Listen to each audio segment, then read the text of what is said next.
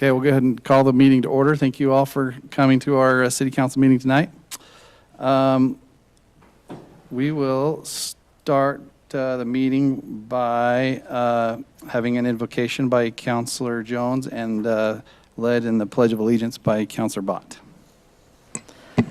Our Heavenly Father, we come before Thee this evening and with a grateful heart for the opportunity that we have to live in our country and to have the freedoms that we have. We're grateful that we can gather together and discuss openly the topics and concerns of our community. We pray that we will be mindful of others and we'll have our minds focused on what is right for our community as a whole. We say these things in the name of Jesus Christ. Amen.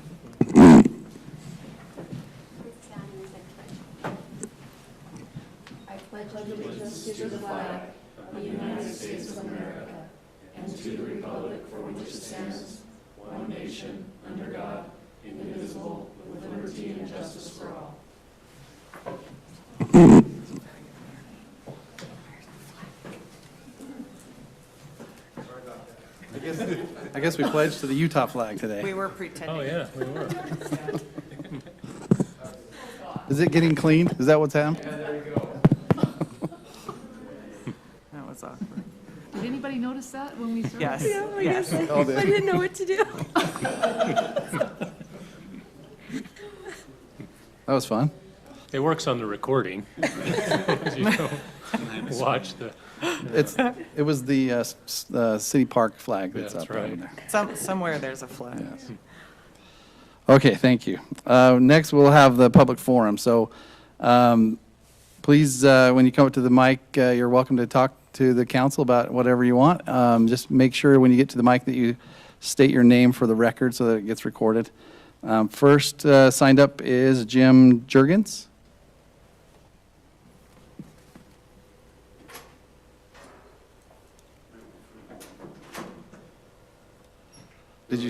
Did you scare her out of the room? Evidently.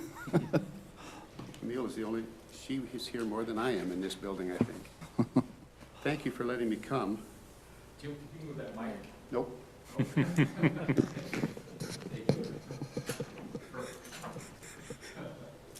Corey. I'm here to complain, and it's unfortunate. I have lived in Mapleton for 23 years. Between missions, we've built 3 homes. We're in our 3rd now. And something happened a couple of months ago that distressed me. In 23 years of living here, I've paid my bills. I've been friendly to the mayor, past one. I don't know you very well, but you invited us to stay for the whole meeting tonight, which is impressive. And the police chief and I were even friends for a while. No, we were forever. And I've known Leslie for a while. She's a good leader. But a problem came up that was my own problem. Apparently in either October or November of last year. Now here's how I pay my bills to the city. I get the bill in the mail. I go on the computer and I fill it out for automatic payment and I put in the date that is supposed to go to you folks or to whoever does it. I evidently did that wrong, or the bank did. Either October or November, my bill wasn't paid on time. I had no idea it hadn't been paid on time. No word was given to me until I got this letter on the 5th of December. Now, the bill wasn't paid in October or November. This is a month, or almost 2 months later. You don't even know what this is, do you? This is a delinquency notice before shutoff. I got this in the mail 4 days before the city was going to shut off my water. 4 days. There was no explanation. There was no attempt to notify me, a 23-year resident who always pays his bills. They just sent me this message. So I came down to the city, and I don't remember who it was. I don't recognize. Corey, I talked to Corey, and Corey said to me a number of things, because I was not happy, was I? Corey said one thing that caused me to come in tonight, and I'm not shooting at Corey. It's a bigger problem than that. He says, well, you know, Jim, we have people who are habitually not paying their bills, so we send these notices. And what I asked him is, why can't we care for people better? Why is it that I, who paid my bills on time, faithfully for almost 23 years by that point, got one of these 4 days before you're going to shut my water off? I don't expect you to answer that question tonight because Corey couldn't answer it. He said, we have a process. These are not your words, mine. Corey said, we have a process when people don't pay their bill. We send them a shut-off notice. And I said, I didn't tell him this, but I said this to my wife when I went home. In none of the businesses that I've owned, and I've owned several and sold several, and nobody who owed me money ever got this, the equivalent of this, without me talking to them first. Nobody. What I said to my wife, and I'll say to you, that the carpet out in front says small town, big heart. My opinion is, based on what I just got here, is that we're no longer quite such a small town. We're twice the size that was when I came here 23 years ago. But I think our heart needs a defibrillator. This is heartless. This is bureaucratic. This is, in my opinion, not the Mapleton I came to. Are there any questions?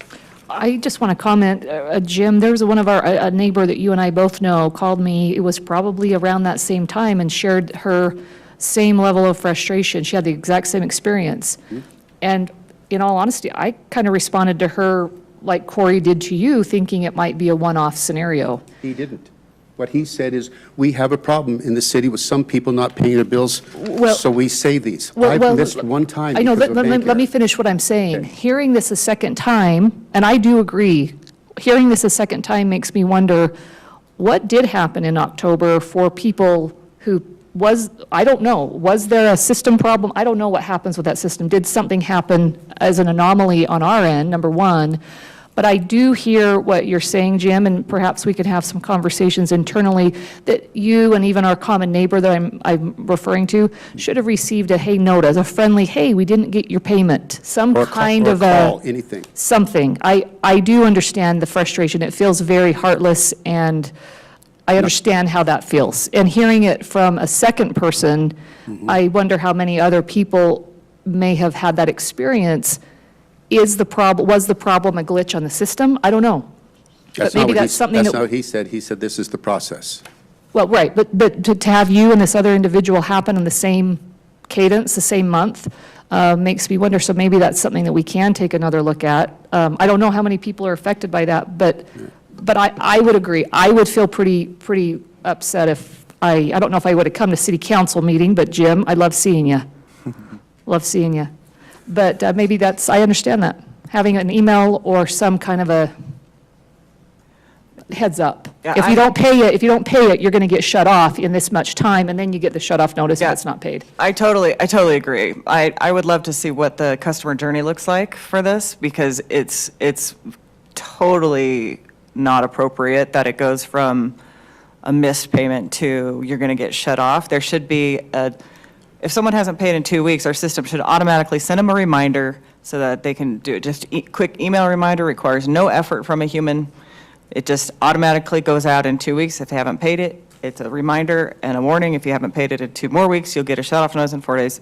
Absolutely. So if that's not part of our process, I'd absolutely like to see that change. Poor Corey's never going to like me again, but I'm going to tell you, what he said to me was completely offensive. He says, we have a process. If people don't pay, we send them the notice. That's it. That's the process in this small town, big heart. It isn't here anymore. Thank you. By the way, I'm glad you came in, Jim. Camille, you are here more than I am. Every time I come in this building, you're here. Jim, she lives here. Do you know that, Jim? I did not. She lives here. Leslie, probably you're feels like this. I can't stay for the whole meeting tonight because I have a gopher problem in my own assignment. I was just put on the luck board with of the Yes, you HOA were. over at Oxford. That's not Yes, fun. you were. Well, Jim, I echo what has already been said. Previous to this, I've heard of 2 other residents not real happy about getting a notice so soon to a shut-off notice, and I agree. I think there's a change in the process that probably should happen for sure. I wonder if there isn't a problem that's a little bit broader, Yeah. a loss of heart. Well, Maybe bigger than just your In- water shut off. I'm going to defend the staff in that they Yeah, definitely care it's- for these citizens. I wouldn't take it that far, but we definitely need to relook at the automated system that does this, that we put another step in there for a notice saying, hey, we didn't get your payment. I agree, it's a technicality, this is a technicality. Our staff is so devoted, whether they live here or not, especially Corey. Corey hates me now, and it's not. Corey doesn't hate anybody. It's not him.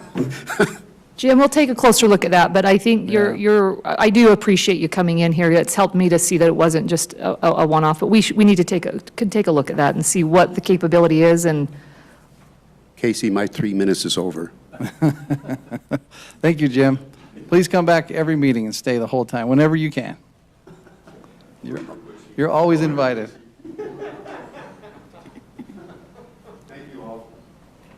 All right, Barbara Brown, come on up.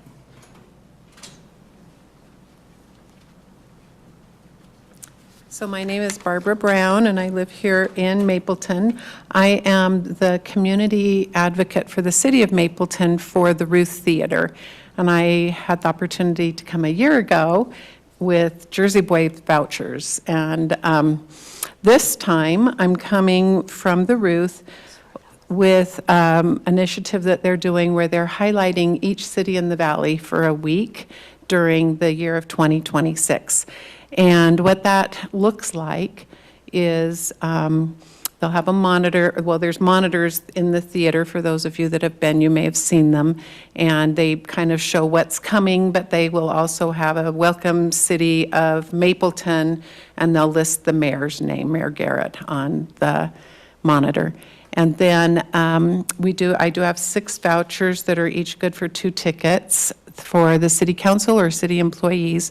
Our week that we've been assigned, so this wasn't me choosing or whatever, but we were assigned May 11th through 16th.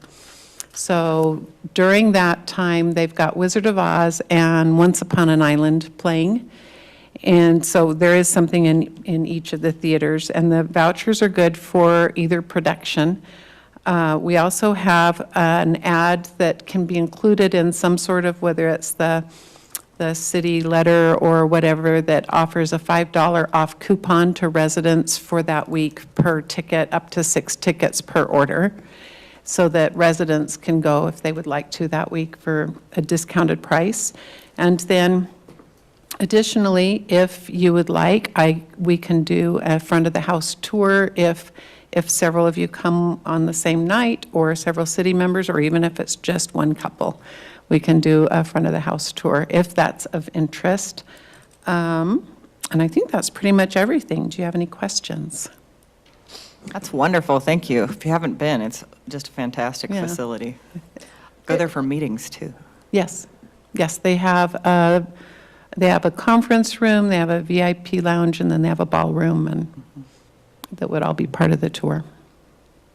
Yeah, Do you have definitely. any other community outreach programs that you do? We just, a plug for Logan and our new community theater program we We do just started. classes. Actually, I met with Logan and Katie earlier. Awesome. And we're talking about how we can collaborate between the Ruth, and we've come up with some interesting ideas, and I've already sent my email from that meeting in, and we've committed to a couple things, so, Great, yep. thank you. Awesome. That's part of our goal, is to collaborate with the communities, and I help you and you help me, and together we ascend, or however that quote goes, I don't remember.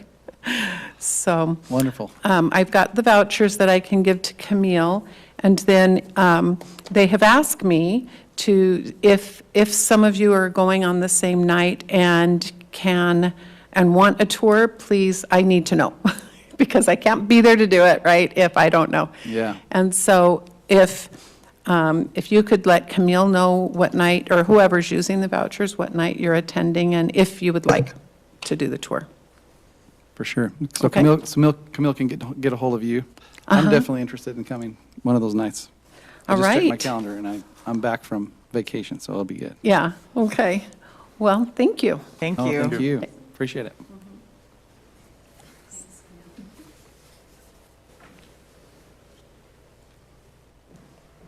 Okay, that's all who signed up for the public forum. But Scott, you came in. Did you want to speak to the public forum? No. You good? Okay. All right, we'll move on to our next, yeah, you're welcome.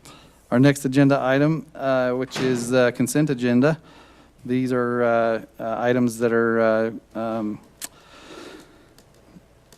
routine in nature and don't necessarily need discussion. And there's only 2 items, so we'll entertain a motion or request to discuss. I'll make a motion to approve the consent agenda. I second. Okay, we have a motion by Councilmember Beck and a second by Councilmember Bott. Roll call. Egbert, yes. Blake, yes. Bot yes. Beck, yes. Joan, yes. Okay, it's unanimous. Thank you. Next is a couple of public hearing items. Our first item is a consideration of an ordinance amending various sections of Mapleton City Code Title 15, which is buildings and construction, including the adoption of the Wildland Urban Interface, commonly known around the state as WUI. So fun. The WUI map, and we'll turn the time over to Sean for this one. Thank you, Mayor, members of the council. So last year, the state adopted HB 48, which was meant to address wildfire risk throughout the state. And what it was meant to do is identify properties that are in the high-risk areas, and they're actually, we're going to assess a fee to people who are in those high-risk areas to help offset the cost of providing fire services to those areas.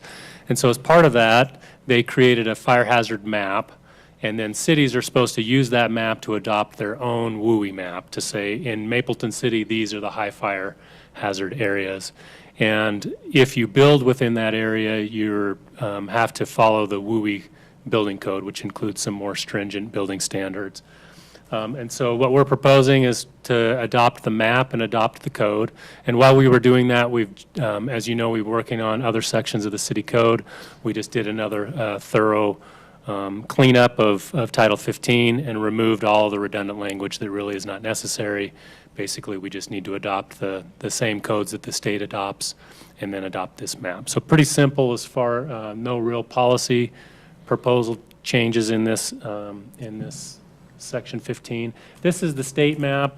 Anyone can go on this map and type in your address and it'll tell you what they think your risk hazard is.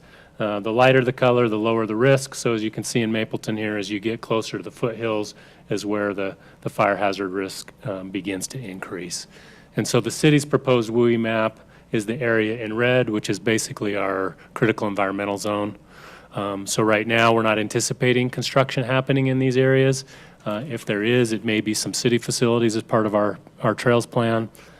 If somebody does have property that they could potentially build here, they would just have some additional building code standards that would apply to that. So that's all that we're reviewing and proposing tonight. So our recommendation is to adopt the amendments to Title 15 and adopt the WUI map. Okay, any questions for Sean or anybody before we open it up to public? No. Okay, then we'll officially open the public comment. Anybody who wishes to speak to this item? Nothing? Okay, then we will close public comment and entertain a motion. I motion to adopt the proposed amendments to Title 15 and the WUI map. I'll second. Okay, we have a motion by Councilmember Bott and a second by Councilmember Lake. Jake? Blake, yes. Bot yes. Beck, yes. Joan, yes. Egbert, yes. Okay, unanimous, thank you. The next public hearing item we have is consideration of a resolution to amend the fiscal year 2025-2026 budget. So fun. Bryce is going to take us on this trip. Ready. Okay, I have sent you out the budget, and you've had a chance to review it. It's been available to the public. That being said, I've got a pretty short points that I wanted to address, and then I just want to leave the time for you guys to ask some questions. We're not doing a significant amount of changes in this budget amendment. A lot of what we're doing is reallocating how we're spending those already budgeted for expenses. So just some items that I want to point out were our overtime in police is really just catching up what overtime historically has been, and we're just truing up the budget. And then in next year's budget, Clay's already planned for these increases for next fiscal year. This year with miscellaneous expenses in the police department, such as computers and dispatch fees that we hadn't planned on some of those. We had a unexpected dispatch fee for some, I believe, server usage. So we're budgeting for some of those items. In recreation, our community theater is getting a total of $56,000. $11,000 of that's for expected part-time wages to get us through this fiscal year. And then the $45,000 is for the programming for this fiscal year. And then Pioneer Day celebration, I included a Schedule A where Logan explained that in detail. If there's still questions on that, then Logan can take those questions. And then we had a question on the retreat. We had discussed we had discussed the electric study for our discussion that we had in the retreat, and we had discussed allocating $150,000 towards that plan. As Corey and I looked at it, we were able to utilize some funds that we had already budgeted for, and plans for that had changed. So if you remember last fiscal year, we had talked about doing a plan for a community center and preparing designs for a community center just to get us some concepts.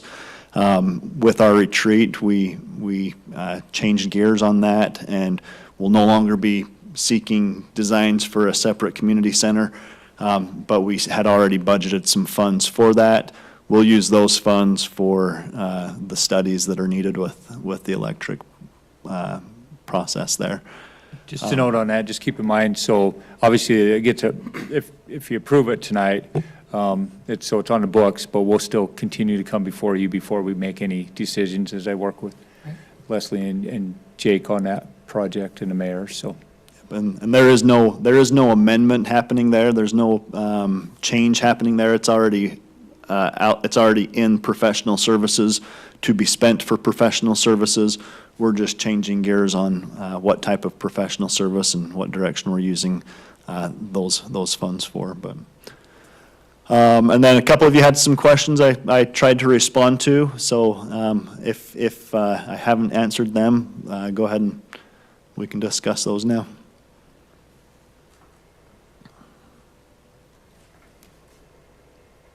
Nothing? Everybody's good?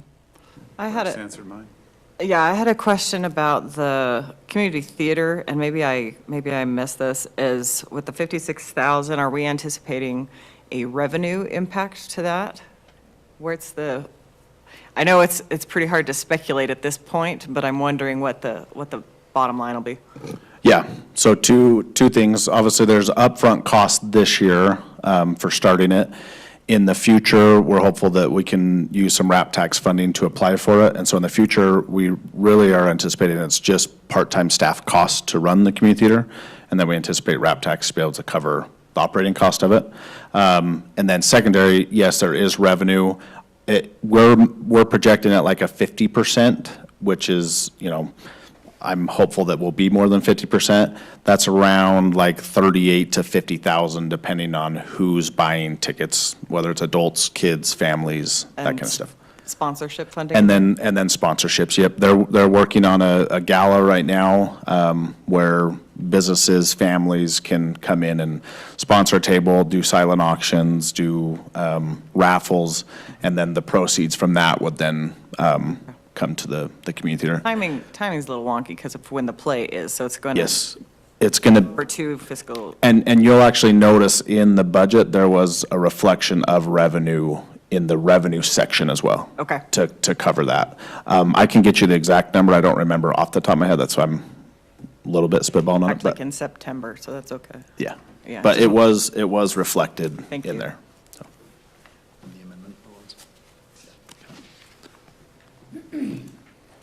Any other questions? Just, if you'll just give us a rundown of there's some incidental increases. The telephone, the biggest one that caught my eye was computers, jumped quite a bit. Was that just an increase in needing to purchase some new computers for staff? Yeah, Clay, correct me if I'm wrong, but just upgrading computers, but it's not just a PC at my desk, right? It's going to be more patrol car. Yeah, okay. Computers for patrol cars, new staffing that need new computers for their patrol cars, that type of, any other computer? In the last few years, we've been a lower budget. We've exceeded it for a few years, and so we're planning better ahead for the future. Yeah. Okay. Yeah, sounds good. Okay. Any other questions?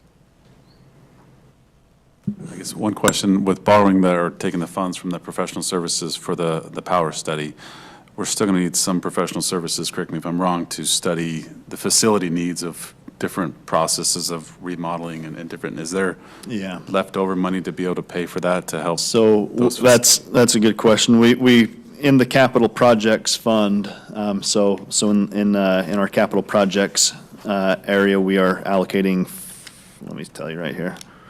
I think it's 50,000. Yeah, 40 or 50. Yeah, we're allocating, we're actually asking for more money to spend 50,000 to do the design here.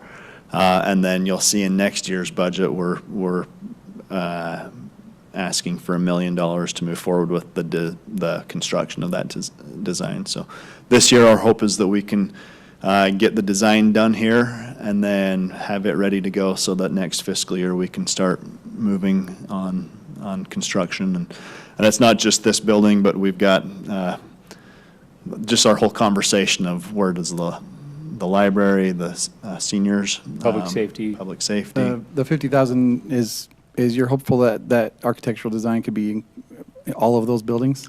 Mostly our 50,000 would be the design of this building. The other buildings there's really not a big design element. It's more of a reuse of the area. Leslie, you've been. I think largely that, but that's still TBD when it comes down to Memorial Hall. That's, Yeah. that's the big Yeah. X factor that I think that we can come to more clarity on before any decisions are made, Logan, with the concepts for that. That's the decision that has to be made. Yeah, So, and some of the conversations I've been having with the library kids at the MYCC, the seniors, and Logan, I think we'll get to some more clarity on that and bring that to the council. Yeah. Yeah. And keep in mind, 50,000, we've got 3 months left, 3.5 months left in the fiscal year. So before July, we might spend 50,000. But if it moves quickly and we're spending a lot more, then we would come back before, we're going to amend the budget one more time this fiscal year. And we'd come back then. My expectation is that we won't quite spend that much to get through July. And then come July, our design costs might be quite a bit more, and we'd budget for those at that point. Okay. But we've got 50,000 allocated for this year to look at this building and general uses. And then we've got $1 million for design, or for construction, and then 400 for the police and fire building that we're looking at for design and construction there. But the 1 million and the 400's is coming in next fiscal Yeah, year. Next fiscal year. That's next year, Yep. fiscal year. Okay. Yep. And that might change, who knows, between now and Yes. then. Okay, thanks, that's a good question. Okay. Any others? Okay, this is a public hearing item too, right? Yep.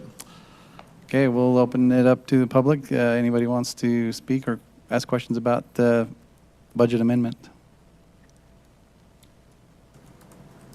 Okay, seeing none, we'll close public comment and entertain more questions or a motion.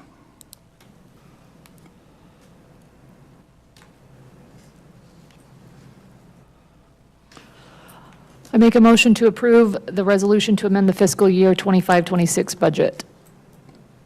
Second. Okay, we have a motion by Councilmember Jones and a second by Councilmember Beck. Bott, yes. Beck, yes. Jones, yes. Egbert, yes. Blake, yes. Okay, it's unanimous. Okay, thank you. Thanks, Bryce. Appreciate all your work. All right, our last item is a discussion item regarding some direction and feedback on the Moonlight Half Marathon. Logan. Thank you, Mayor, members of the council. Real quick, Jessica, just a follow-up. So our 50% is about 36,000 in revenue. If we sold out, we'd be at 65,000. So Do I'm, better than that. yeah, 50% is, we're in a great spot at 50%, and I'm confident we'll show out more than 50%. Cool, So, thanks. We'll just sell M&Ms. yeah, exactly. All right, so yeah, I want to talk a little bit. I think all of us are familiar with Moonlight Half, and I'm going to speak from just my time being in charge, which starts in 2020. I do have some data that was before that, as far as like amount of runners. The expenses and staffing are a little bit iffy, and that's why I didn't include them in there. And then in the breakdown that was in the staff report, that did include the staffing that was part of it. Obviously, as our staff has continued to grow, and there was some uptick in runners, which then increased our staffing with it. And then obviously, as the cost of staff has risen, that cost has also risen with it as well. So I do like to point out that, you know, we had a great 2020 is obviously a year that's hard to substantiate anything because of COVID. I will point out 2021 was actually the year of the fire on Elk Ridge. I don't remember the name of that fire, the one that kind of went to every mountain. And so the air quality that year was a little bit up in the air, and so I do think those two specifically, there was probably a little bit of those two elements that contributed to the low numbers. But then you can see in 2022 went to 89, and then 2023, 24, 25, the 176, 230, 150. So we have seen some growth in there, which I think is great. Our staff, I feel like, has done a good job of trying to reach out. I think that there's been some changes in the race market from when this race was initially started. There wasn't a lot of races. Now it seems like every weekend you can find a half marathon, a 5K, 10K, some sort of race to be able to do. And then off to the side, you can see the percentage of residents. So the average across that 5-year period is about 31%. That's really the number that I get concerned with on a couple things of just what are we not doing to connect with our residents, for one, and then secondary to that is this something that they want if they're not aware of it? And so obviously that's a little bit hard to figure out what it is, but I just wanted to point out that was a concern. So I laid out a couple scenarios. Scenario one would be staff would continue to work hard to bring these numbers back more in line, to at least cover our cost, hopefully increase a little bit more of our resident participation, also our out-of-town participation. I also will say that in 2023 was the first time that we had a price increase in the race. Prior, it was $50, and now ours tops out at $75, which is a lot closer and more in line with other races that are half marathons.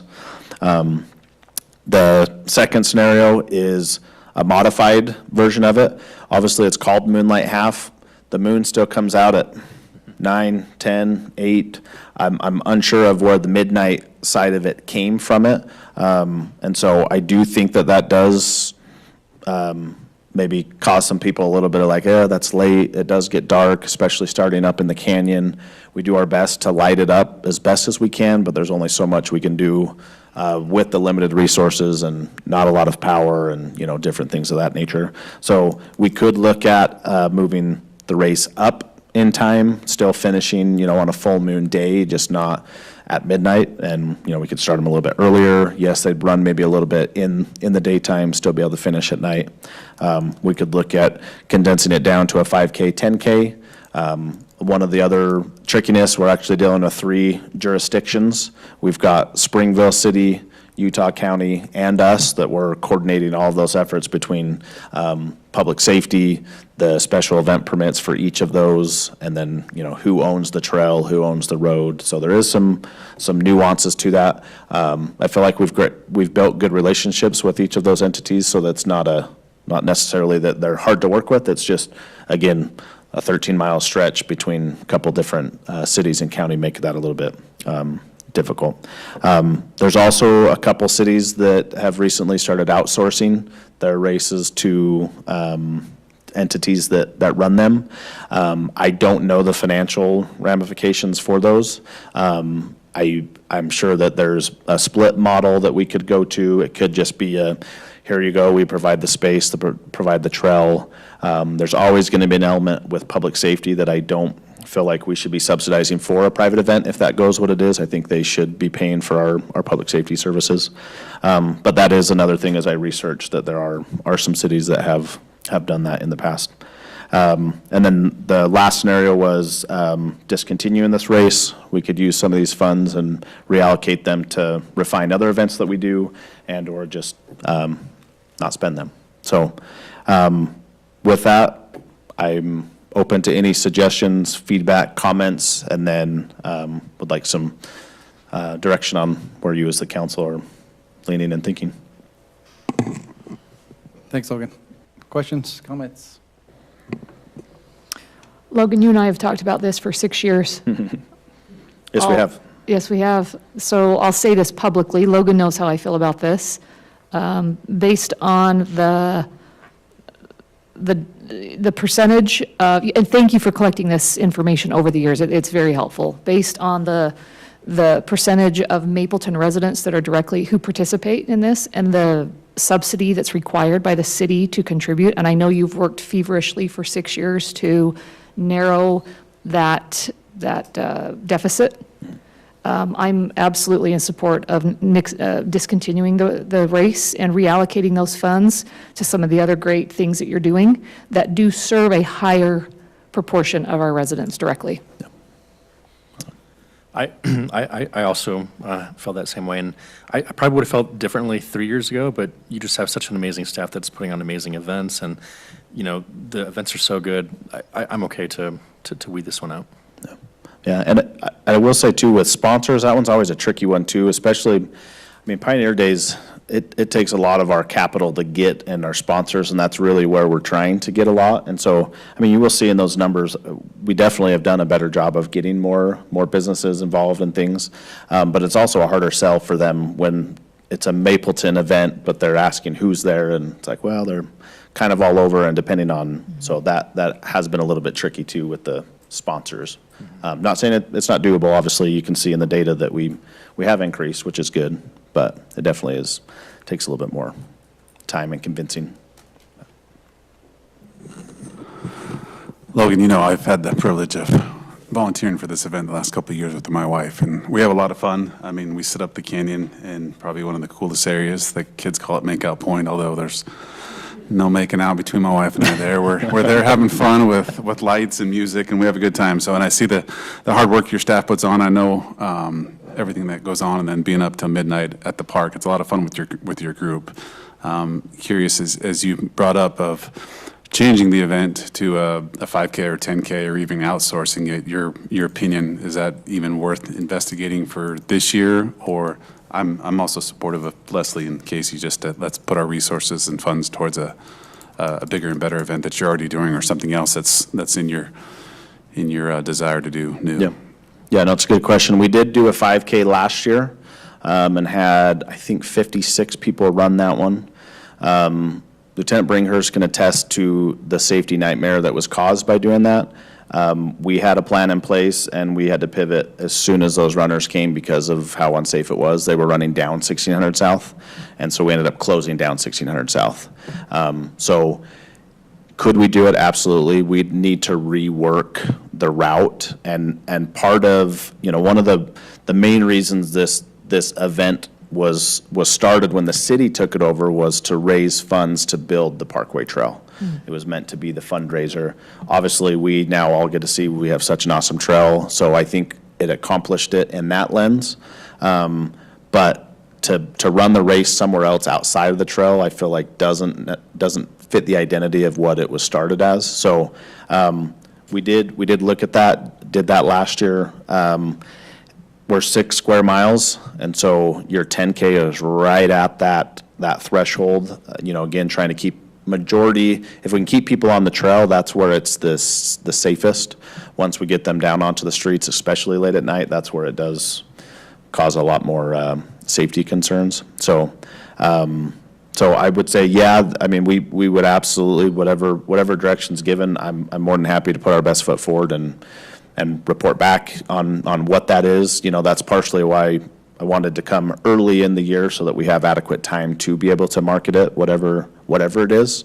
But I would say that we've put some good, honest conversations on what it is and what could be done, so. I think I'm in the same boat with everybody. All the comments so far, I wouldn't have been here a couple of years ago either, having volunteered up there at the aid station for a long time.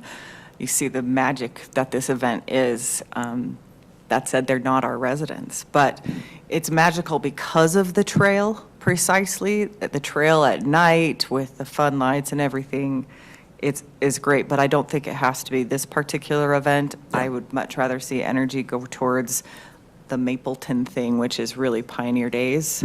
And as has been mentioned, you've spun up so many different cool events that have more interest from our community, greater percentages, and I think you have all of the data to support that. So I'm supportive of discontinuing the event, as you've recommended, but I would love to see more trail things. Yeah. The trail at night is magical, but Yeah. maybe we can couple that with something with the bike park or Yeah, something. yeah, for sure. I mean, I will say, a couple years ago with Pioneer Days, and Jake, as your time on the committee, we started our light.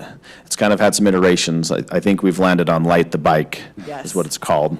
But that one, I mean, really was inspired with coming to the table of, we have all of these things that we use one time a year, all of this glow gear. Surely there's another time of year we can do it, and that's when Light the Bike came.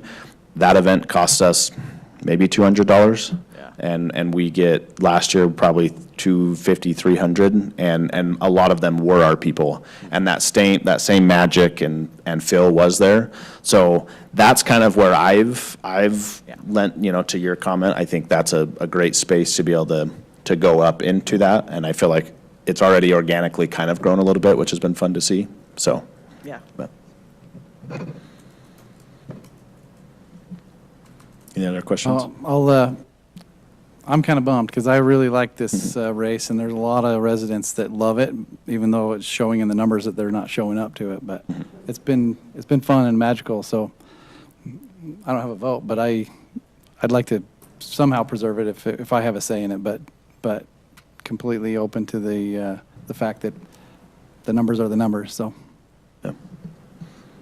But I do like the Light the Bike.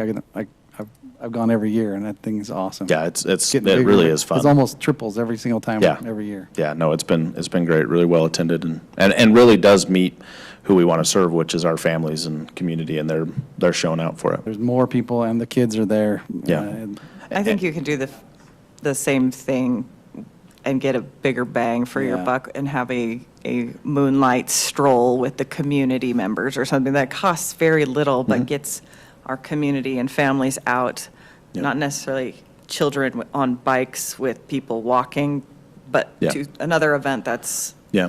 I also Easy. think too, the advocacy for the trail, again, it was kind of meant to bring people to it. I don't think it's a secret what that trail is anymore. I mean, it's, and our data is now showing that in our trail counters. I mean, people are using that in, over 100,000 are using it, just counting back and forth. But I think, looking at what it was built, I think if people didn't know about our trail, they're missing out, but I think they really do know about it. And so, but I think we could use this feedback to find other ways to do things, to further enhance that experience too. So, fundamentally the role that Parks and Rec plays is to help with the wellness of our citizens and to bring our community together. Then this particular race doesn't fulfill that mission. However, you're parlaying that into other things. So. yeah. Awesome. Thank Okay. you.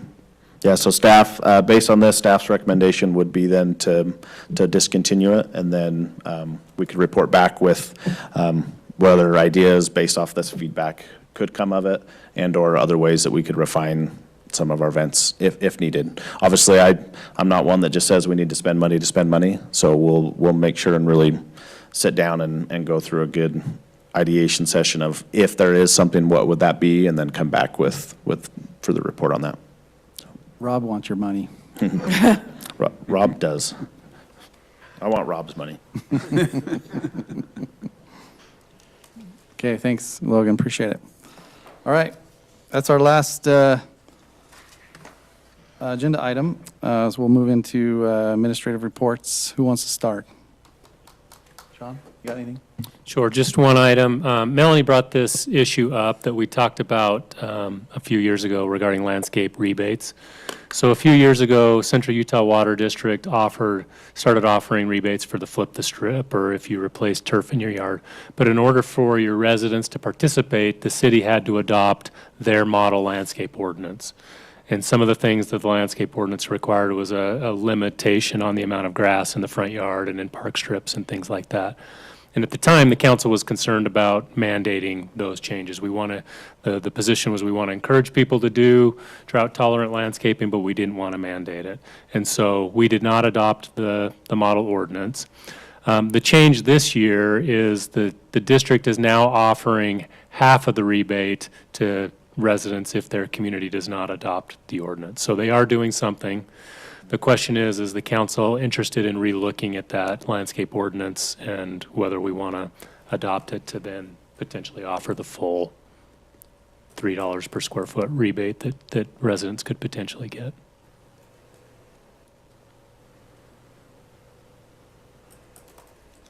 Go for it. I was just say the discussion came up because of the being proactive with a drought issue. And so that's why the discussion was started, to be prepared. I'm actually really excited to see the $1.50 come on board. That's $1.50 more than was offered before. Exactly. I struggle with legislating this kind of thing, yeah. Yeah, I was thinking the same thing. We don't have the appetite for mandating anything, but how aggressive is the ordinance, or can we make it what we want it to be and still meet the regulations? There are specifics that have to be adopted, yeah. On a side note, we have Rob in our newsletter that's coming out in April, where he's just trying to use wisdom in your watering this year. Will he mention in it this and how people can learn more about getting the rebate?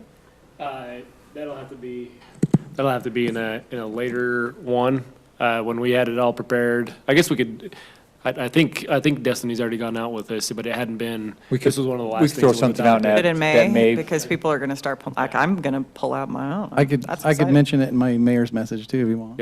Yeah. Yeah, that'd be great. So and the thought was that the wording that I put together on being smart about how you irrigate. The plan is to have multiple of them through the season, so, yeah. Well, if yours, Mayor, comes at did you know we're now eligible for $1.50? I think that would be cool. Totally do that. Yeah. Nice. Okay, perfect, that's all I had. Okay, Rob.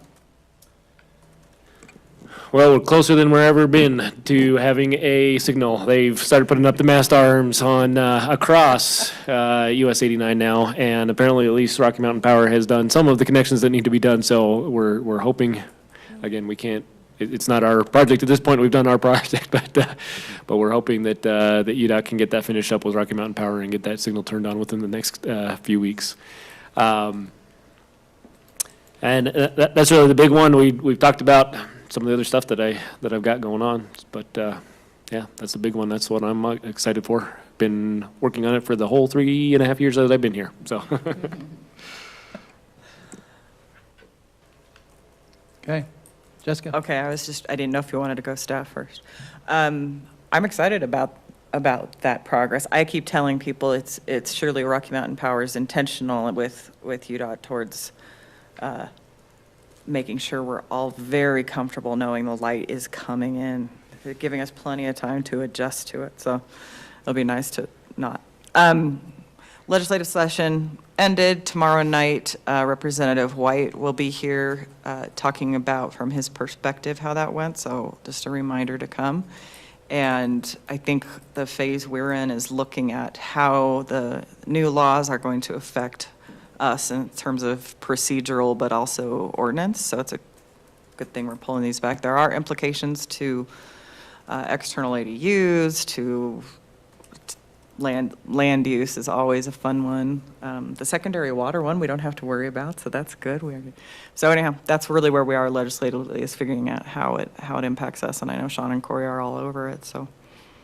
The league conference in St. George, is everybody signed up who's planning to go, and Camille's taking care of us? I think we have so far Jessica, Melanie, and Darren. Okay, cool. It'll be That's a it. party. It'll be hot, too.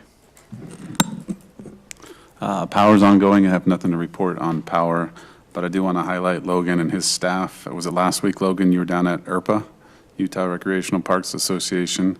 He sent me a picture.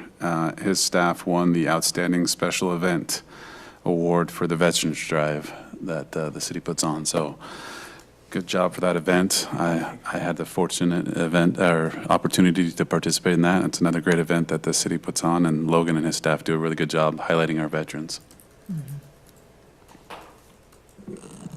Okay, Melanie. Yeah, so the seniors had their luncheon last week. They had a speaker talk about preparedness, so that was great. And their next one is April 9th, and they're going to talk about being prepared and being able to take care of their animals. And they also have started their registrations online, so they're trying to find out the numbers, because instead of just waiting for a surprise of how many people are going to show up, they're trying to get registrations. So Camille's put that in the newsletter. It's going to be online. It's on their Facebook page, so. And they can call in. Thank They you. can call in, yes, Thank you. directly. And then NYCC, so the youth will be reaching out to, they've already reached out to Leslie, and they went over the library, and they had a fun little event to be able to have a discussion. So they broke out in little groups and just talked about things that they liked and they didn't like about the library, things that they want to see. And I think that's just the first part of, That's actually the third part of this process that was started about a month ago with this small group. I meant with the large group, though, sorry. Is that like one of? Oh, that's just the one Just thing one, that we will okay. do with the large group, yeah. But the small group, we're meeting again next week, so. So each team will contact one of the either staff or city council members to be able to talk about a topic. I think next is Jake with Parks and Rec on the teen event that happens after the May family event. And I think that's it. I just want to quickly say thanks for doing that. That was actually really cool. It's been a great process. process that night. Yeah. I think the kids loved it, too. It was Yeah, awesome. it's been great to work with this small group, and we'll continue to do that as we work through this. It's a human-centered design is what it's the process of human-centered design. Which also, I forgot, the seniors. We met with the seniors On Friday. another one on Friday to talk about their needs, what they want to see happening with their group of people in space. So And thanks for first that, step Leslie. is rooted in just listening and hearing them talk about their experience. So, yeah, it was good, Melanie, to meet on Friday. Thanks for setting Yeah. that up. Anything else? I'm just sitting here trying to think of anything I can report on, but I've got so many things going on in my head. Lots and lots of stuff going on, but I'll skip me for this time. Go ahead, Case. For the Budget Committee, we've been meeting every other week. We met with all the department heads on their needs and just inching a little closer towards the next fiscal year budget. So stay tuned. Okay, awesome. There's no update on power. I think each of us, Jake, myself, and Corey, have each reached out to our respective contacts, and we have not gotten out of the batter's box yet, but there's still more pitches to come. What that means is that first pass has not received any response, so we'll take it up a notch, and we'll get them to talk. Yeah. Camille, nothing? Okay, Corey? April is always a busy month for you. Generally speaking, times past, we've only held one council meeting, but this year, April 1st and April 15th, we are available, so still plan on city council meeting on the 1st and the 15th. More than likely, Rob, the master plan will be coming back on the 1st, kind of what you're looking at there. Also, a reminder on Tuesday, April the 14th, Mapleton Junior High, where they're going to come, that class is coming here. I'll send you some updates on that as we get a little closer to that. Jessica suggested maybe we kind of get a little bit of a better feel of their agenda so that you're not sitting here if they're presenting other topics, and maybe it's 10 to 11 where you're involved, and then 11 to 12 where they're taking care of it. So I'll keep you posted on that as well. Will we need to notice that because we'll all be here as a? I'll check on that. Probably wouldn't hurt. Let's do that. I forget, is that during the day or in the evening? It's going to be during the day, so It's it's a Tuesday at Tuesday, April 10. 14th, and it's like 10 to noon. But I sent the email out just probably about a week and a half ago, but I'll send you another reminder to get a little Yeah. closer to it. Yeah, if you can send us some more detailed information and a reminder, that'd be awesome. Okay. Yeah, that's all I had. Okay. Logan, anything?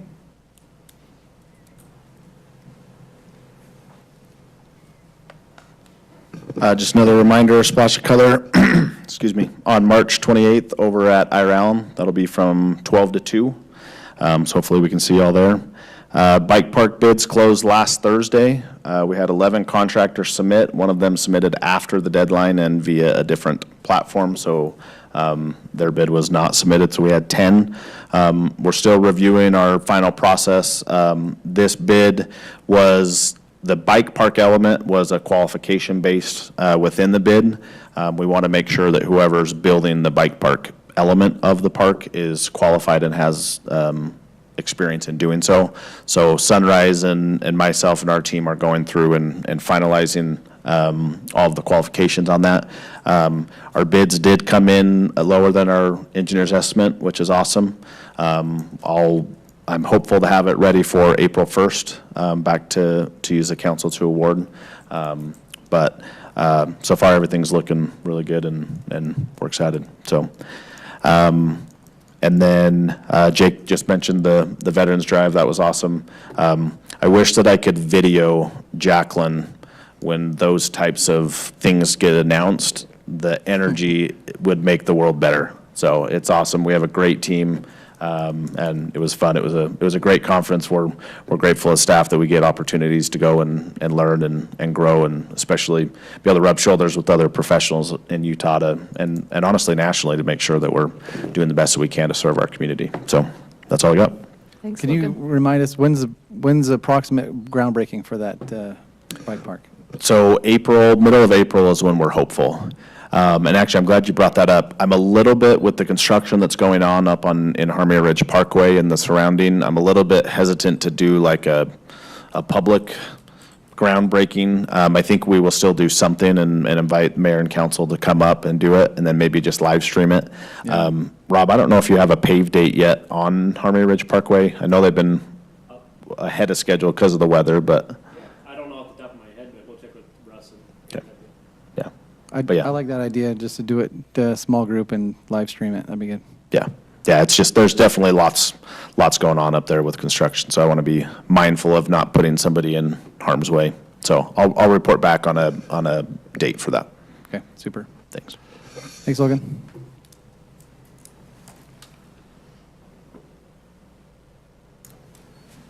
I just wanted to update you. I met with the South Utah Valley Solid Waste District, and they are preparing their budgets for next year, and they are doing $1 per ton increase to the 46 is now going to go up to $47 per ton. They're doing that because of Bayview. Bayview's increasing their rates, so they're increasing their rates.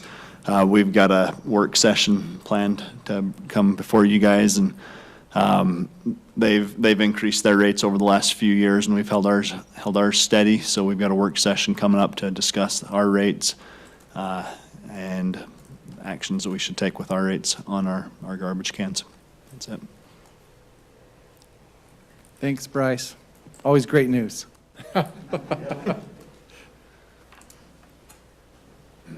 Chief?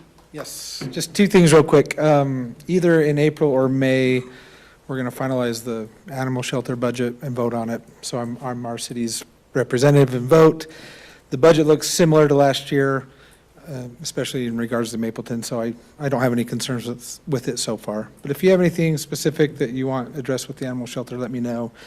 And then they got some new legislation this year that gives them a lot more mandating what they have to do. Shouldn't really affect our side, but we just got to be good actors in that. So if you have anything specific to that, let me know. And then I sent you all an email about some information regarding House Bill 381. It did pass, and the majority of that law goes into effect May 6th. A little bit of history with electric motorcycles. Manufacturers, when they first came out, were selling them as an e-bike. And so there's a lot of misunderstanding with them and how they're operated on the roadway. So we should get some messaging out for sure. Destiny's got some information, but if you have any feedback on how you want that messaging to go, let me know.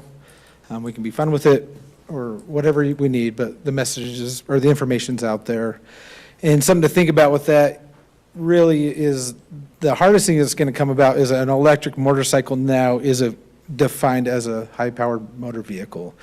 And there's no way around it anymore. So when you're operating that on a roadway without insurance or registration, it becomes a mandatory impound. So we just got to get some education out there and help everyone understand. So it's going to be tricky, but hopefully we'll meet it the right way. So any questions for me? I appreciate you sending out that rough draft. I really liked it. I was looking at other cities. There's a lot of other cities pushing them out pretty fast as well. It's so coming. I appreciate it. Yeah. Any comments or critiques for that first visual infographic that they put together? I'm glad it's out. Let's push it out there as much as we can. Okay. All right. Thank you. Okay, is that everybody? I did remember I wanted to chat about Pioneer Day Committee. I've been meeting with them occasionally, and thanks for inviting me, Logan. It's been awesome. They're working really hard on getting Pioneer Days planned. It's coming up quick, and they're doing a really good job doing that. Going to finalize the logo this week, maybe. Had some really good contributors on that. I think you guys will like that.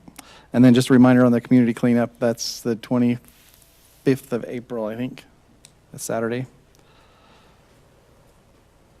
Whatever, it's either 24th or 25th. So please come out and join us and enjoy cleaning up the community. Okay, if that's everything, I'll entertain a motion to adjourn. Second. Motion and a second. All in favor? Yes. Yes. Ah, yes. Ah, yes.